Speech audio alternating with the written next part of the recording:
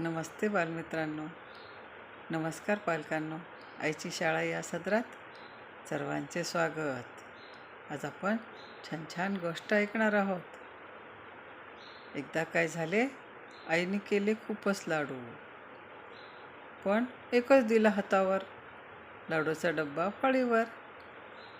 आई गेली माडीवर, रचले डब्बे भराभर.